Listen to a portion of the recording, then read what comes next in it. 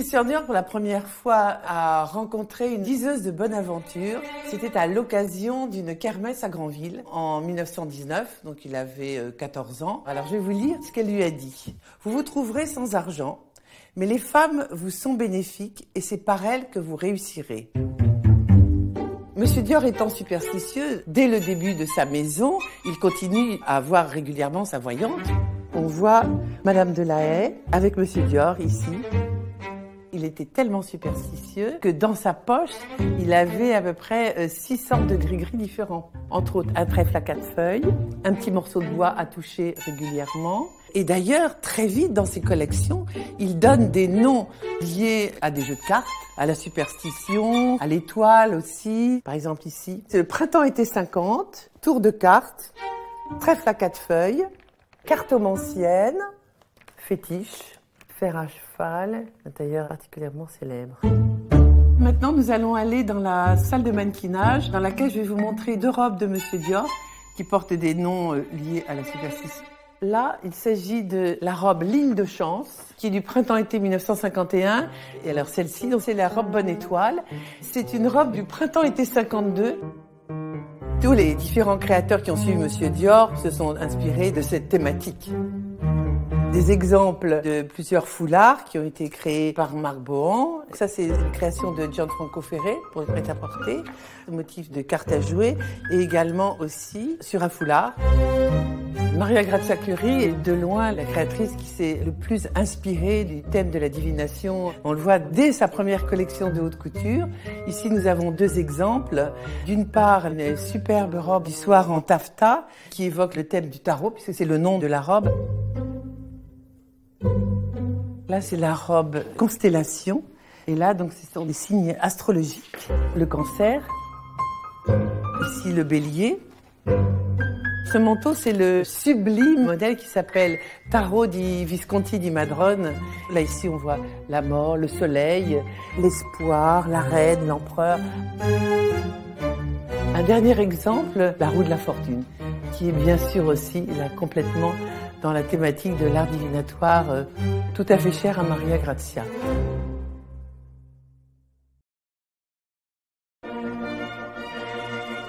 Questa collezione esprime il mondo dei tarocchi, che è così presente nella storia della Maison Dior. I tarocchi viscontei sono quelli più antichi. La bellezza principalmente di questi tarocchi è proprio la valenza anche artistica di queste carte.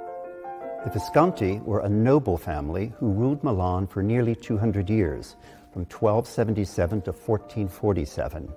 Francesco Sforza became the first Sforza Duke of Milan, but it was through his wife, Maria Bianca Visconti. Why would this family want to commission a deck? It was for luxury's sake. And like any form of art, it was both beautiful but also a status symbol. This all added up to the prestige of this family. One of the misconceptions about the deck is that they were invented to be used for fortune-telling right away. The connection of the tarot to fortune-telling only comes about in the late 18th century, and it's due to misinformation published by an author named Antonio de Gabelin. He traced the imagery on the tarot deck back to, of all places, ancient Egypt, specifically to the Book of Thoth. Women play an equal role in the appearance of figures on the cards. We have figures like the Empress, so she's very important, obviously. We have the interesting character called the Popus, the female Pope. So that was a little bit of an in-joke, but women play a 50-50 role within the card deck. One thing that is very revealing are the costumes, the clothing that they wear. The men and women are dressed very much of their era, and in fact one of the reasons we can date the deck to the middle of the 15th century is using costume as a means for dating. Here, with the Fool, we can see a good example of skimpy medieval underwear. With the Hangman, we have a great depiction of a medieval t-shirt. The Popus, of course, is very interesting because if we don't trust the legends, there were no female popes in the Middle Ages. This is the earliest depiction of the female pope in tarot history. In the Wheel of Fortune, you can see at the center, blind Fortuna turning the wheel. On the left, the person is rising to power. The ruler is at the top. The one literally falling from power is on the right, and the poor old man at the bottom is about to die. La mia carta preferita è la morte, perché significa rinascita. Sono molto affezionata a questa carta perché ci ricorda sempre che dietro una fine c'è sempre un nuovo inizio, che dietro ogni fine ci può essere qualcosa di migliore.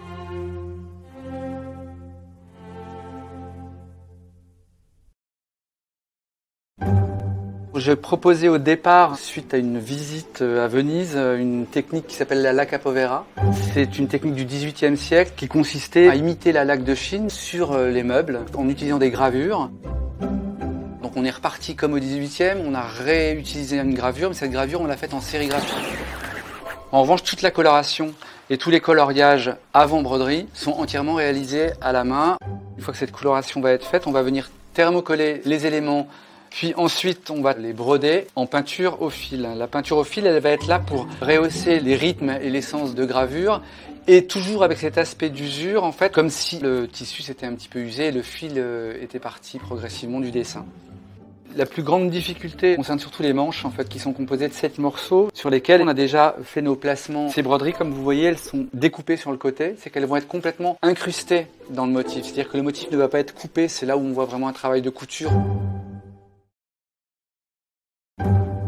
Madame Curie nous a demandé de faire la robe iconique de Monsieur Dior, la Miss Dior, en or. On va avoir une mini brassière façon corsetterie et en dessous une robe entièrement couverte de fleurs sur un fond grillagé.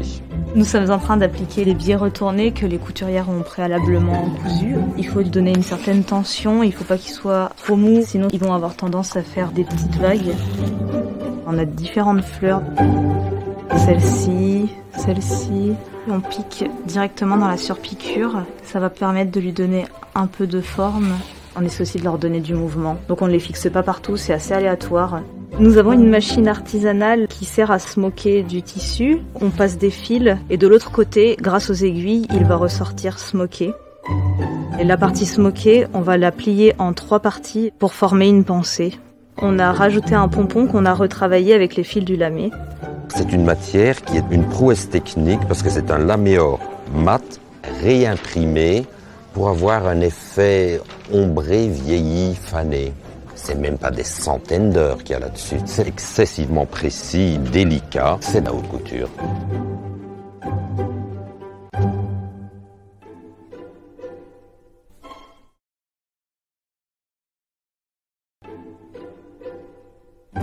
On nous a confié la robe sur le thème de la mort, donc du tarot, mais c'est une position en fait majeure dans les arcanes et qui ne représente pas forcément quelque chose de négatif. En fait, la mort est la carte la plus positive finalement, et en plus, elle est aussi la préférée de Maria Grazia.